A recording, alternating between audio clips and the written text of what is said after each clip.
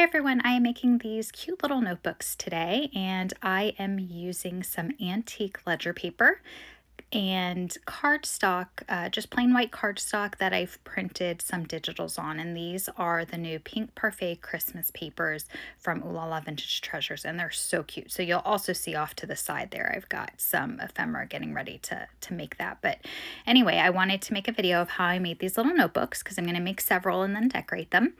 I cut some antique ledger paper in half and measured what that would be, so I kind of have an idea in my mind of what the measurement would be, so that when I'm making the outside cover I'll know that. So I am folding all the papers in half. I did not use the score pal for this just because the papers, since they're antique, they're a little bit more flimsy, so I didn't want to score them too roughly or deeply. So I just folded them in half and it worked just fine.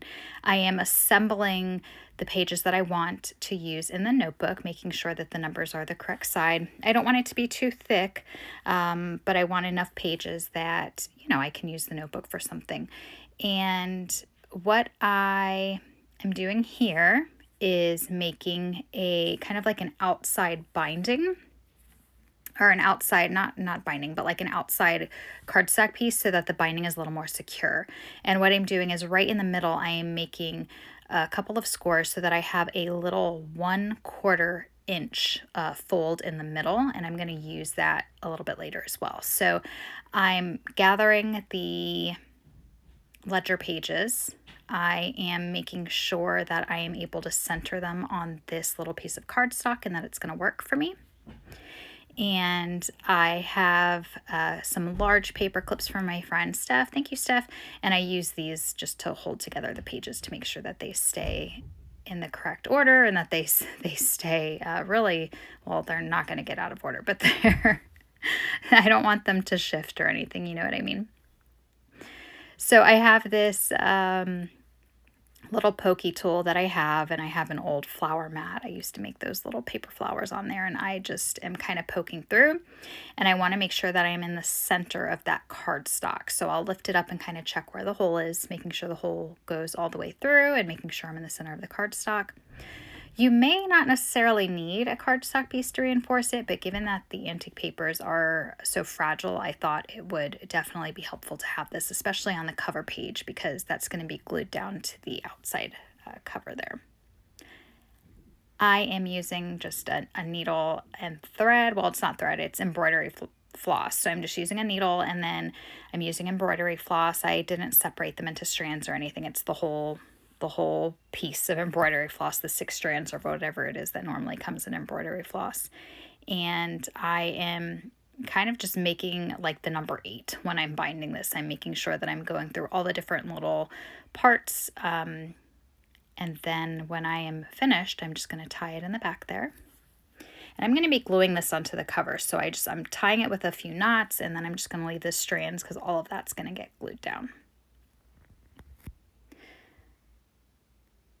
So I'm making sure everything is the correct way up.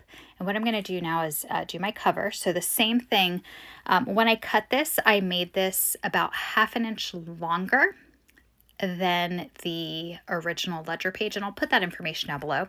But I made about 1/2 inch longer to account for any kind of spillover on the sides there when the pages are folded. And then I made it about 1/4 inch taller. I'm making that 1/4 inch kind of middle piece there in the middle.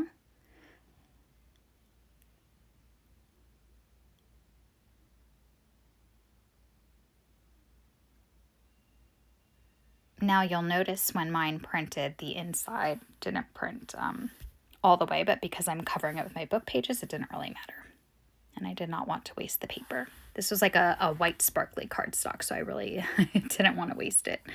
But Doreen's digitals printed beautifully on this. It was actually an old Copic paper that I had. Okay, so I put Fabri-Tac all down the middle of this, and I'm going to glue that notebook there. So it's going to give it a bit more sturdiness, because the glue is going to hold that spine. The glue is going to hold the embroidery thread there. I'm going to make sure those little pieces of cardstock are glued down with that Fabri-Tac. And then now I do want each side, I want one of those ledger pages to be down against the side. So I'm just using some tape here, a tape runner I have.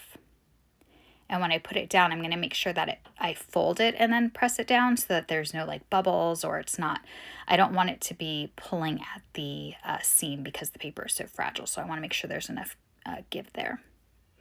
And that's how you do it. So I'll have the information down below with the dimensions I used and Doreen's digitals, and I will be back with another part for this so that you can see how I end up decorating it. Thank you guys so much for watching. Bye.